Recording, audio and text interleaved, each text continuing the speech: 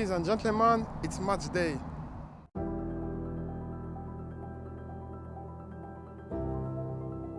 Alors que la CAN et les phases de qualification se sont déroulées sous coach Vahid, le Maroc a finalement décidé de se séparer du coach bosnien et mettre en avant Walid Regragui. Le discours de l'ancien coach ne passait plus avec la fédération et le choix est fort à quelques mois de jouer leur 6e Coupe du Monde de leur histoire. Le Maroc peut se vanter d'être cette équipe africaine avec le plus de participation pour une Coupe du Monde au compteur. Et surtout dans les années 80, avec la génération dorée Aziz Boudherbala ou Mohamed Timomi, ensemble, ils avaient même créé l'exploit de se hisser en 8e de finale en terminant premier leur groupe devant les Anglais ou le Portugal. En 2018, on se souvient aussi qu'ils avaient accroché l'Espagne de partout malgré quelques brouilles avec la VAR. Ils espèrent faire aussi bien qu'en 1986 et faire une belle Coupe du Monde au Qatar.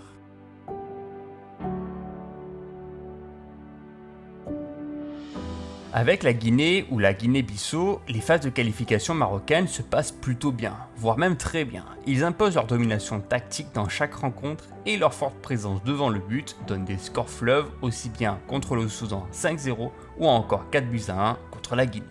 Que des victoires! Seule l'équipe africaine à avoir réussi cet exploit à ce stade de la compétition et surtout avoir inscrit 20 buts pour un seul but encaissé. En phase de barrage, le Maroc a le privilège de jouer contre la République démocratique du Congo, une équipe qui n'avait pas réussi à se qualifier pour la dernière CAN quelques mois auparavant. Dans cette double confrontation, les Marocains se font pourtant surprendre d'entrée par Wissa. Ils égaliseront alors en toute fin de match pour redonner un petit peu plus d'espoir au peuple marocain. Au match retour, dans un stade plein à craquer de Casablanca, le Maroc domine tous les débats avec une victoire nette, sans bavure, 4-1 pour les propulser vers Qatar.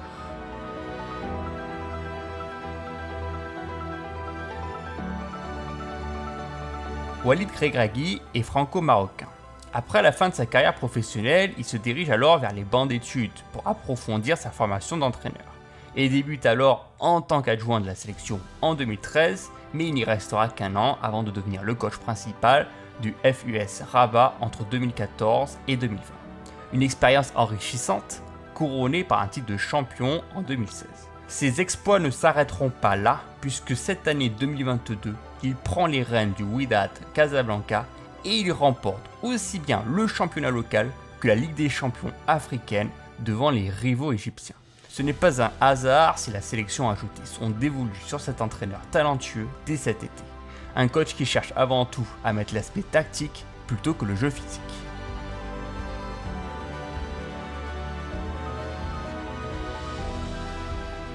Le sélectionneur marocain n'a que 2 matchs de sélection dans les pattes. Et ce sont 2 matchs amicaux contre des équipes sud-américaines.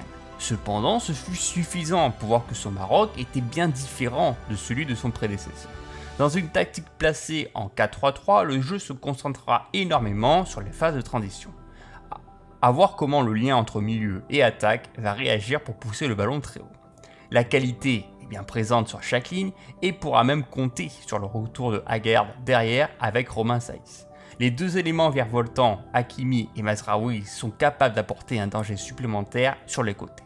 Associés au mouvement d'un Amin Harit au milieu de terrain ou de la qualité de dribble de Bouffal ou Ziyech, tout semble fait pour réussir offensivement.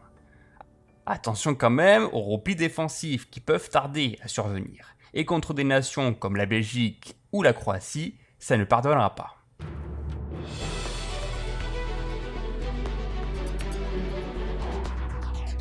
Dans les cages, l'un des meilleurs gardiens actuellement, Yassine Bounou, titulaire du trophée du meilleur gardien de la Liga l'an passé, espère briller de mille feux pour le prochain mondial.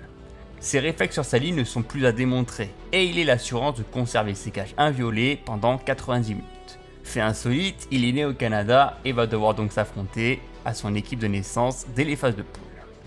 Juste devant lui, le capitaine exemplaire Romain Saïs, qui fait preuve de grand sens de l'anticipation et qui se jette au bon moment. Il est également très fort dans tous les duels observés. Son expérience sera un plus pour cette sélection, d'autant plus qu'il devrait retrouver son partenaire Aguerd dès le mois de décembre. Sur les côtés, outre Mazraoui qui grappille du temps de jeu du côté du Bayern, c'est bien Achraf Hakimi, la tête d'affiche de cette sélection. Jeune latéral droit prometteur, il ne se contente pas seulement de ralentir le jeu adverse, il crée aussi le danger par ses accélérations répétées sur son côté droit. Il est très volontaire et s'est aussi montré très habile sur les coups de pied arrêtés.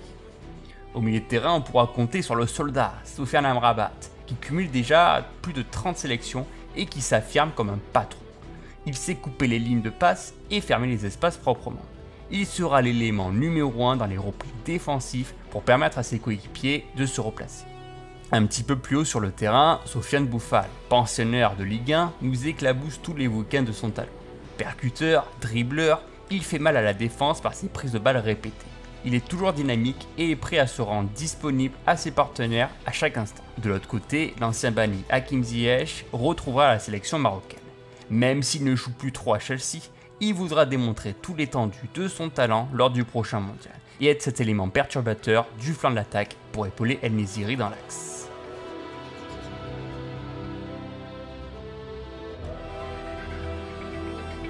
Le résultat récent contre le Chili a montré de belles promesses. On sent plus de liberté, de mouvement et de dynamisme. On sent un véritable groupe qui rêve de faire quelque chose de grand tous ensemble et on sait que c'est toujours bien d'aborder une Coupe du Monde avec une mentalité positive. Ils ont aussi un vivier d'individualité. Le Maroc dispose sûrement de la meilleure génération de son histoire. Tous les postes sont parfaitement bien remplis et chacun peut faire parler sa qualité balle au pied. Même si on ne doute pas des qualités d'entraîneur de Walid Regragui, on peut quand même douter de savoir s'il a suffisamment de temps pour faire passer son message à ses joueurs. Les premiers matchs amicaux étaient certes encourageants, mais ça manquait encore un peu d'automatisme dans ce passage de style de jeu du 3-5-2 de Vahid au 4-3-3 de Walid.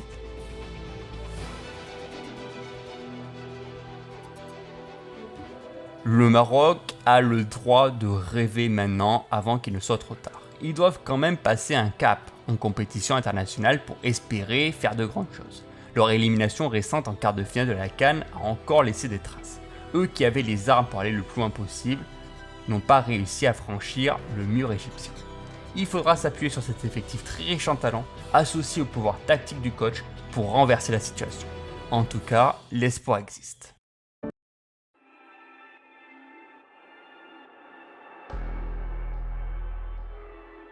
Il est clairement difficile de faire un choix dans ce groupe F. Toutes les équipes se valent vraiment. La Croatie et la Belgique sont quand même derniers demi-finalistes en 2018, en gardant même les mêmes bases que lors de la dernière Coupe du Monde. Le Maroc veut quand même grandir et profiter de sa génération de joueurs pour renverser la hiérarchie, alors que le Canada possède sûrement un vivier de stars qui brillera sûrement plus en 2026 qu'en 2022. Pour ce prono, je vais faire le choix de l'expérience, quitte à décevoir certains supporters, mais quand on a des métronomes de la norme de De Bruyne et Modric dans ton équipe, tout paraît si simple pour faire jouer un collectif. Ainsi, le classement pourrait être premier Belgique, deuxième Croatie, troisième Maroc et quatrième Canada.